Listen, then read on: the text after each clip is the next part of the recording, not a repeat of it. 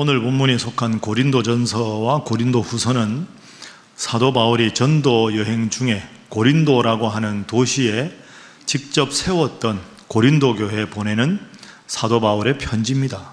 고린도 교회 안에는 상당히 문제가 여러 가지가 있었습니다. 예를 들면 한 3가지 정도가 되는데요. 먼저 고린도 교회 안에는 성적인 문제, 음란한 문제가 심각했습니다. 두 번째 문제는 그 고린도 교회 안에 파벌이 많았습니다. 그 하나님을 아버지로 섬기고 한 마음이 돼야 되는데 나는 바울파, 나는 아볼로파, 나는 게바파, 나는 그리스도파, 파벌이 있어서 너 누구 편이냐, 이걸 다투는 겁니다. 그럼 교회 안에 갈등과 여러 가지 대립이 있겠지요. 세 번째 문제도 심각했는데 그 작은 교회 파벌이 있는 것도 문제지만 신앙의 색깔, 스타일이 너무 다른 성도들이 많았습니다. 한편에는 이제 좀 돈도 많고 배운 것도 많아서 나는 엘리트다 하는 엘리트 의식을 가진 성도들, 이 사람들은 신앙생활을 항상 지식적으로 이해하려고 하는 거죠. 근데 반면에 아주 뜨겁게 하나님 앞에 기도하고 방언을 받고 방언 통역을 하고 예언에 관심을 가지고 이런 뜨거운 성령의 역사를 강조하는 성도들도 많았습니다. 그러니 지적인 엘리트라고 자부하는 입장에서 보면 이쪽 사람들을 감정에만 치우친 사람들 이렇게 보고, 이 뜨거운 성령의 역사를 강조하는 이런 신앙의 색깔을 가진 성도들은 저 사람들은 머리만 커가지고 뜨거운 가슴이 없다고 그러면서 서로 반목하고 질시하게 된 겁니다. 이 소식을 이제 바울이 듣습니다. 아니, 도시에 교회가 하나 섰는데 그 교회가 잘 돼야 되는데 음행의 문제도 있지요, 갈등도 있다고 하지요, 신앙의 색깔이 다르다고 서로 막 다투고 한다는 이 소문을 들은 겁니다. 사도 바울이 얼마나 마음이 아프겠습니까? 그래서 그 아픈 마음으로 내가 고린도 교회에 편지를 써야 되겠다, 성도들이 올바르게 신앙생활하고 교회가 건강하게 바로 세워져야 되겠다 하고 쓴 편지가 고린도 전서와 후서입니다. 여러분 생각해보면 우리도 고스란히 이런 문제가 다 있지 않습니까? 함께 하나님을 믿지만 때로는 교인들끼리 불편한 감정을 가질 때도 있고 갈등이 있을 때도 있고, 또 세상에서 짓던 죄를 고스란히 그대로 가지고 와서 신앙생활을 하면서 하나님 앞에 부끄러워하는 그런 문제도 있습니다. 그럼 우리가 어떻게 하면 행복한 성도가 되고 건강한 우리 교회가 될 수 있을까? 사도 바울은 이런 문제를 해결하는 신앙의 교훈을 무엇을 통해서 주고 있는가? 2가지 교훈입니다. 지금도 그 2가지 교훈을 한번 살펴보도록 하겠습니다. 자, 건강하고 온전한 신앙생활, 그리고 그런 우리 교회가 되기 위해서 바울이 첫 번째로 고린도 교회에 당부하는 교훈은 이것입니다. 한번 따라해 보시죠. 한 마음이 되라. 한 마음이 되라. 이게 오늘 본문 제일 먼저 읽은 10절입니다. 자, 10절 말씀 우리 화면 보면서 함께 읽어봅니다. 시작. 형제들아, 내가 우리 주 예수 그리스도의 이름으로 너희를 권하노니 모두가 같은 말을 하고 너희 가운데 분쟁이 없이 같은 마음과 같은 뜻으로 온전히 합하라. 아멘. 저 화면에 보면 노란색으로 되어 있는 부분 보십시오. 같은 말, 분쟁이 없이 같은 마음, 같은 뜻, 한 마음이 돼야 된다. 왜 교회 안에서 갈등이 있고 서로 정죄하느냐? 그 잘못된 것이다 하는 거죠. 왜 그렇게 했느냐? 그 다음 11절에 보면 그 이유가 나옵니다. 내 형제들아, 고린도 교회 성도들아, 글로에라는 사람을 통해서 내가 너희에 대해서 어떻게 신앙생활을 하는가 들어보았는데 너희 가운데 무엇이 있습니까? 분쟁이 있다. 서로 막 누구파 그러고 서로 신앙의 색깔이 다르다고 정죄하고 비난하고, 그 바람직하지 않다. 교회는 주님을 모시고 다 같은 마음을 품고 하나가 되어야 한다. 이것이 바울의 교훈입니다. 여러분, 우리가 교회에서 신앙생활을 하고 있는데 교회에 대해서 늘 말씀드리지만 앞으로 교회라는 단어를 들으면 3가지를 꼭 기억하십시오. 먼저 문제가 없는 교회는 없다 하는 걸 꼭 마음속에 받아들이십시오. 교회에 어찌 문제가 없겠습니까? 가끔 신앙생활 하는 분 중에 나 교회에서 상처를 받아서 교회에서 시험 당해서 다른 교회로 간다 이렇게 말씀합니다. 교회에서 상처를 받았다는 건 1차적으로 우리가 참 가슴 아파해야 될 일이지요. 그런데 동시에 이 교회에서 상처를 받아서 다른 교회로 간다. 그 교회는 문제가 없을까요? 있습니다. 문제 없는 교회는 없습니다. 여러분이나 저나 다 죄인 아닙니까? 죄인이 모인 곳이 교회인데 다 문제가 있는 사람들끼리 모였는데 어떻게 교회가 문제가 없겠습니까? 그러니 여러분, 교회에서 상처받았다고 교회에 옮기면 괜찮겠지. 죄송한데 착각입니다. 그냥 여기서 열심히 하는 게 그게 더 나은 겁니다. 우리 모두가 죄인이기 때문이죠. 또 하나 교회에 대해서 꼭 기억해야 될 건 이겁니다. 교회가 문제가 많지만 주님은 그 문제 많은 교회를 통해서 세상을 변화시키기를 원하신다 하는 겁니다. 이게 매우 중요합니다. 우리 예수님께서 예수 그리스도를 구주로 고백하는 베드로의 고백 그 위에 내 교회를 세우겠다 하고 말씀하셨습니다. 그냥 교회가 아니라 내가 주인인 내 교회다 말씀하셨죠. 교회는 문제가 많습니다.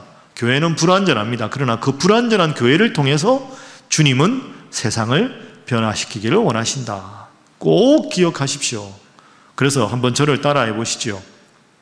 교회는 불완전하지만 그래도 교회가 희망이다. 여러분 믿습니까? 꼭 기억하십시오. 교회가 불완전하죠. 그러나 교회를 통해서 주님은 이 세상을 변화시키기를 원하시기 때문에 불완전해도 교회가 희망입니다. 마지막으로 교회는 제가 생각하기에 교회에 대한 제일 적절한 비유는 교회는 어머니와 같다 하는 겁니다. 우리 모두는 어머니의 헌신과 노력으로 이 세상에 태어나서 이렇게 지금까지 자랄 수 있게 되었습니다. 저에게도 어머니가 계신데요. 이제 어머니가 연세가 많이 드셨습니다. 때로는 판단력이 흐려지실 때도 있고 몸도 많이 쇠해지셨고 때로는 어머니와 대화하다 보면 어머니께서 판단을 잘못하실 때도 있습니다. 그러나 그렇다고 해서 자식이 어머니보다 배운 게 많고 더 장성하다고 해서 어머니를 나무라서는 안 됩니다. 어머니에게 잘못을 지적하고 비난해서는 안 됩니다. 불효자지요. 내가 나서 지금까지 자란 게 어머니 때문인데 어머니가 연세가 드셔서 나보다 배운 게 적다고 때로는 이런저런 실수하신다고 어머니를 나무랄 게 아니라 그것까지 보듬는 게 그게 자식이지요. 약한 부분을 보듬어드리고 허약하면 섬겨드리고 사랑하는 것 그게 자녀 아닙니까? 여러분 교회가 어머니와 같습니다. 때로는 우리가 교회에서 상처를 받고 힘들 때도 있지만 여러분의 신앙이 이만큼 자란 것은 하나님께서 교회를 통해서 수많은 믿음의 선진들을 통해서 여러분들을 가르치고 여러분을 훈련하고 그래서 여러분이 지금 이 자리에 계신 것 아닙니까? 교회는 어머니와 같습니다.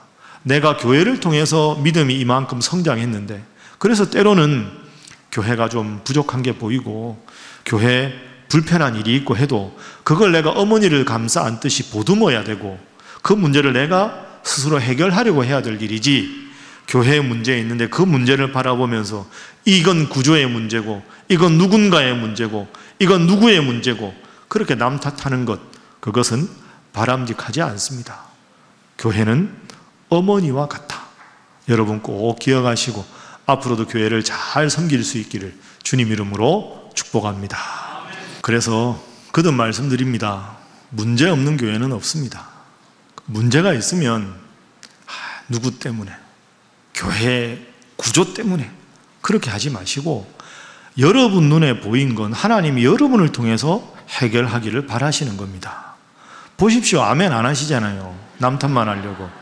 그러니까 그럴 때마다 기도하고 보듬고 하나님이 내 눈에 이게 보이게 하셨으니 내가 이 문제를 감싸 안고 기도하고 해결해야 되겠다. 그런 마음이 여러분들에게 필요한 줄로 믿습니다. 두 번째 교훈, 정말로 건강한 공동체, 건강한 교회가 되기 위한 두 번째 교훈은 이것입니다. 따라해 보시죠. 늘 십자가를 묵상하라. 십자가를 묵상하라. 이게 오늘 본문 말씀 18절입니다. 고린도전서 전체 요절이기도 한데요. 자, 우리 18절 말씀 우리 화면 보면서 함께 읽어봅니다. 시작. 십자가의 도가 멸망하는 자들에게는 미련한 것이요 구원을 받는 우리에게는 하나님의 능력이라. 아멘. 십자가의 도가 주님을 믿지 않는 멸망하는 자들 보기에는 참 예수가 십자가에 죽었다, 미련하다 이렇게 보겠지만 주님을 믿는 우리에게는 하나님의 능력이다. 바울이 이렇게 말합니다. 한번 따라해 보시죠. 십자가는 능력이다. 여러분 믿습니까? 아멘 하셨으면 여쭤보겠습니다. 왜 십자가가 능력일까요? 여기 뒤에 있는 십자가, 왜 십자가가 능력일까? 우리가 그걸 알아야 우리가 공동체의 문제를 해결할 수 있지 않겠습니까? 제가 요즘에 요한복음 말씀을 시간 날 때 읽는데요, 요한복음 16장 말씀을 읽다가 참 은혜 받은 말씀이 있어서 오늘 본문과 연결해서 잠시 소개하겠습니다. 여러분 요한복음 16장 16절 화면으로 한번 보십시오. 저게 무슨 말씀일까요? 예수님이 조금 있으면 너희가 나를 보지 못할 것이다, 또 조금 있으면 너희가 나를 볼 것이다. 저게 무슨 말씀이냐 하면 예수님이 저 말씀을 십자가에 돌아가시기 전에 하셨습니다. 이게 중요합니다. 십자가에 달리시기 전에 하신 말씀입니다. 그러면 조금 있으면 너희가 나를 보지 못하겠고 하는 말은 내가 조만간 십자가에서 죽을 것이다 하는 걸 예언하신 겁니다. 그 다음에 또 조금 있으면 나를 보리라 하는 것은 내가 십자가에 달려서 죽고 3일 만에 부활할 것이다. 그래서 내가 다시 이리로 올 것이니 너희가 나를 보게 될 것이다. 여러분 중요한 건 저 말씀을 하신 시점입니다. 혹 어떤 잘못된 학자들이 말하듯이 예수님은 정치범으로 유대민족의 해방을 꾀하다가 죽었다, 그거 아닙니다. 분명히 본문을 보십시오. 예수님은 이미 자기가 십자가에 돌아가실 것을 알고 계셨습니다. 그리고 십자가에서 죽은 후에 3일 만에 부활할 것도 이미 알고 계셨습니다. 조금 있으면 너희가 내가 십자가에 죽을 테니까 못 볼 것이다. 그러나 3일 만에 부활해서 내가 다시 오면 너희가 나를 볼 것이다. 이게 중요한 거죠. 그래서 이어지는 22절에도 이렇게 말씀을 하셨습니다. 지금은 너희가 근심하나. 아니 예수님 십자가에 죽으신다고요? 너희가 근심하지, 걱정하지 말아라. 내가 다시 너희를 볼 것이다. 너희 마음이 내가 부활한 다음에 찾아오면 기쁠 것이다. 죽은 자가 부활하는 큰 기적을 보았으니 너희의 기쁨을 빼앗을 자가 없을 것이다. 이렇게 말씀하셨습니다. 그래서 요한복음 16장의 최종 결론은 33절, 우리가 잘 알고 있는 요절입니다. 예수님 말씀하셨습니다. 이것을 너희에게 이르는 것은 너희로 내 안에서 평안을 누리게 하려 함이라. 십자가가 눈앞에 있다고 불안해하지 말아라. 부활할 것이니 마음에 평안하라.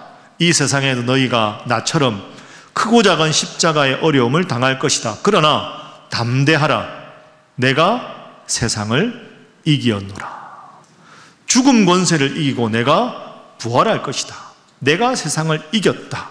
이렇게 말씀을 하셨습니다. 여러분 꼭 기억하십시오. No cross, no crown입니다. 십자가가 없으면 부활의 영광의 면류관이 없는 겁니다. 우리는 때로 내 인생에는 좀 십자가가 없었으면 좋겠다. 왜 우리 가정에 문제가 있고, 왜 내 이웃에게, 우리 가문에, 우리 교회에 문제가 있을까? 어려운 일이 없으면 좋겠다. 고통이 없으면 좋겠다. 십자가가 없으면 좋겠다라고 생각하는 경향이 있습니다. 아닙니다, 여러분. 십자가 없는 인생이 있습니까? 아무도 없습니다. 십자가는 패배를 뜻하지요. 절망을 뜻합니다. 그러나 방금 요한복음 16장에 예수님을 보십시오. 십자가 내가 질 것이다. 십자가가 끝이 아니다. 십자가 진 후에 3일 만에 내가 부활할 것이다. 부활은 희망을 말하고 기쁨을 말하는 겁니다. 내가 세상을 이겼다. 예수님께서 요한복음 16장 33절에서 말씀하셨습니다. 우리는 예수님의 제자입니다. 예수님이 나의 구원자입니다. 그렇다면 예수님께서 세상을 이긴 것처럼 우리도 십자가 바라보면 세상을 이기게 될 줄로 믿습니다. 예수 믿는 사람이 끝까지 붙들어야 되는 게 희망입니다. 여러분 인생에 십자가가 있죠. 없애달라고 기도하지 마십시오. 죄송한데 십자가 없게 해달라는 기도는 하나님이 절대로 안 들어주십니다. 왜? 없을 수가 없거든요. 인생에 나한테는 태풍이 안 왔으면 좋겠다. 인생에 큰 폭풍이 없었으면 좋겠다. 좋은 날만 계속되면 좋겠다. 제가 말씀드리지 않습니까? 1년 365일 맑은 날만 계속되면, 그 맑은 날이 영원히 지속되면 그곳은 사람이 살 수 없는 사막이 됩니다. 맑은 날만 계속되면 살 수 없는 사막이 되는 거죠. 여름에 비가 오고 때로는 천둥이 치고 비바람이 불고 겨울에 눈이 오고 맑은 날도 있고, 그러면서 모든 삼라만상이 운행되어 가는 겁니다. 중요한 것은 내 인생에 십자가가 있을 때 왜 나에게 이 십자가 있냐고 원망할 것이 아니라, 예수님은 그 십자가를 딛고 부활하셨으니, 내가 세상을 이겼다고 말씀하셨으니 내 인생의 십자가 주님 잘 지게 해주십시오. 열심히 기도해서 부활하신 주님께서 주신 희망이 여러분의 인생에 넘치도록 그 부활의 기쁨으로 십자가의 어려움을 잘 이겨나가셔서 주님처럼 나도 승리한다, 나도 세상을 이겼다 고백할 수 있는 여러분 되시기를 주님 이름으로 축복합니다. 그래서 십자가가 능력이 되는 거죠. 십자가는 십자가로 끝나는 것이 아니기 때문입니다. 자, 옆에 분들과 인사하겠습니다. 십자가 넘어 부활을 바라보시기 바랍니다. 여러분 다 아시는 대로 제가 부활주일 지나고 4월 10일 날 울릉도에 갔습니다. 우리 초대 이일선 목사님 인터뷰, 아는 분들 인터뷰도 하고 사진도 찍고 자료도 좀 가지러 울릉도에 다녀왔습니다. 4월 9일 부활주일 날 제가 내일 다녀오겠습니다 하고 주보 광고를 냈지 않습니까? 그러니까 예배 끝나고 이제 여기 계단 밑에서 여러분들 인사하는데 한 분이 저한테 이렇게 말씀하셨습니다. 저를 사랑해서 하신 말씀이겠죠. 목사님, 가뜩이나 피곤한데 목회가 뭘 또 울릉도까지 가십니까? 목사님 올해 안식년 아닙니까? 안식년. 아이고 쉬지 뭘 거기까지 가시려고. 뭐 또 책을 쓰십니까? 작년에 하나 쓰면 되지. 그거 팔리지도 않을 책인데. 칭찬으로 들었습니다. 사실 안 팔릴 책이지요. 그게 판매를 목적으로 쓴 건 아니지요. 보시기에 안쓰럽다 하는 거죠. 제가 그분께 말씀드렸습니다. 걱정해 주셔서 감사합니다. 그런데 사실 이일선 목사님께 대해서 제가 공부도 하고 글을 쓰는 것은 저한테 있는 십자가입니다. 제가 신일교회 6대 목사 아닙니까? 이 십자가 즐겁게 잘 지게 해달라고 열심히 기도해 주십시오. 잘 다녀오겠습니다. 이렇게 인사를 드렸습니다. 여러분 그렇습니다. 저나 여러분이나 다 십자가가 있습니다. 이왕 져야 할 십자가는 즐겁게 져야 하지 않겠습니까? 솔직히 말씀드릴까요? 저 책 쓰는 거 부담스럽습니다. 작년에 써보니까 보통 일이 아닙니다. 저도 그렇고 목사님들도 그렇고 수고를 많이 하셨거든요. 교수할 때는 방학이 있으니까, 안식년이 있으니까 집중해서 쓰면 되는데 목회하면서 이거 하자니 이게 쉽지가 않습니다. 그래도 제가 해야지요. 제가 신일교회 목사인데 힘들어도 즐겁게 하는 겁니다. 아까 그분이 말씀하셨는데 얼마나 팔리겠습니까? 그런데 여러분, 책 한 권 내는 거 큰일 아니고 보잘것없는 것처럼 보입니다. 워낙 주위에 책이 많지 않습니까? 그런데 생각해 보십시오. 우리 초대 이일선 목사님 별명이 한국의 슈바이처, 울릉도의 슈바이처 아닙니까? 그런데 어떻게 그분이 그 별명을 얻었을까요? 전라북도 익산에서 태어나서 자라다가 중학교 때 서울로 옵니다. 너무 가난하니까 낮에는 열심히 일하고, 이 가까운 왕십리에 당시 한영중학교라고 있었습니다. 그 한영중학교 야간 다녔습니다. 워낙에 영민하고 똑똑하니까 그 한영중학교 교목 목사님이 보고 학교 문집을 만드는데 부릅니다. 너무 똑똑하니까. 그러면 책을 한 권 주지요. 이거 책 읽고 한번 정리해 보라고. 그때 받은 책이 슈바이처 박사의 생애와 사상이었습니다. 17살 이일선 목사가 당시 중학생이 그 책을 읽고 감동을 받은 거죠. 야, 하나님, 나도 커서 슈바이처 같은 사람 되겠습니다. 그때 그 책 한 권이 한국의 슈바이처를 만든 거죠. 제가 이번에 울릉도 갔을 때도 작은 간증이 하나 있습니다. 제가 작년에 그 책을 내고 그 책에 대해서 우리 교회 모 장로님께서 블로그에 글을 참 잘 정리하시거든요. 담임 목사가 이런 책을 냈다 하고 그 블로그에다가 글을 올리셨는데 그 글에 댓글이 하나 달렸습니다. 장로님이 저한테 연락하셔서 목사님, 제 글에 댓글이 달렸으니 한번 보십시오 하니까 이일서 목사님 쭉 책에 대한 소개가 있는데 밑에 제 글인 줄 알고, 목사님, 저는 포항 모 교회에 있는 모모모 장로입니다. 제가 포항에서 울릉도로 가는 크루즈라는 배를 운행하는 회사의 부사장입니다. 이 배를 운행한 지가 1년이 좀 넘었습니다.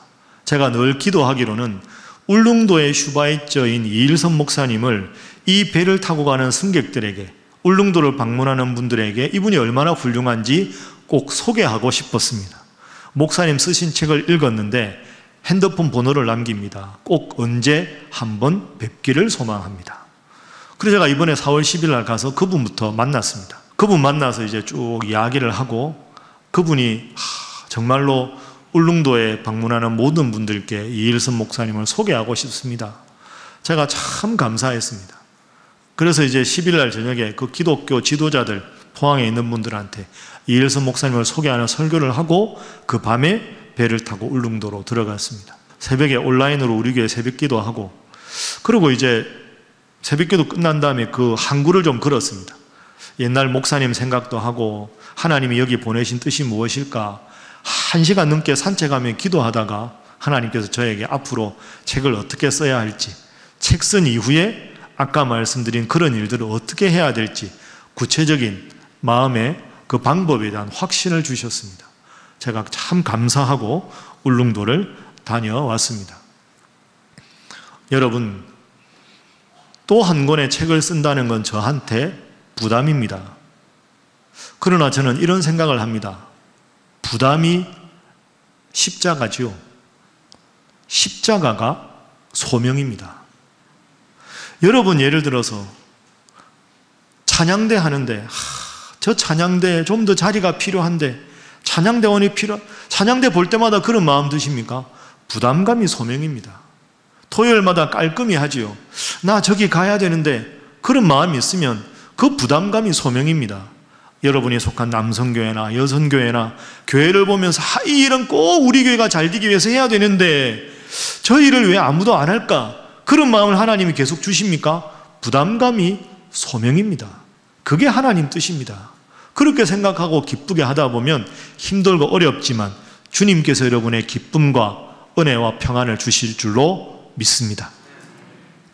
말씀을 정리하겠습니다. 문제 없는 사람이 없고 문제 없는 교회가 없습니다. 우리 모두가 다 죄인이기 때문입니다. 이 점을 꼭 기억하십시오.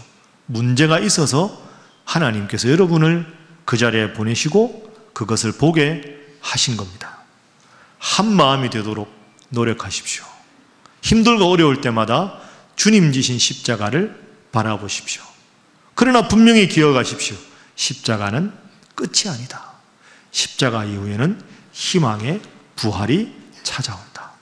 여러분의 삶에 때로 힘들고 어려운 십자가가 있더라도 즐거운 마음으로 십자가를 지셔서 십자가 넘어 부활의 기쁨을 주시는 우리 주님의 은혜와 능력이 함께 하셔서 늘 주님 주신 기쁨과 평안이 여러분의 삶에 가득 넘치기를 주님 이름으로 축복합니다.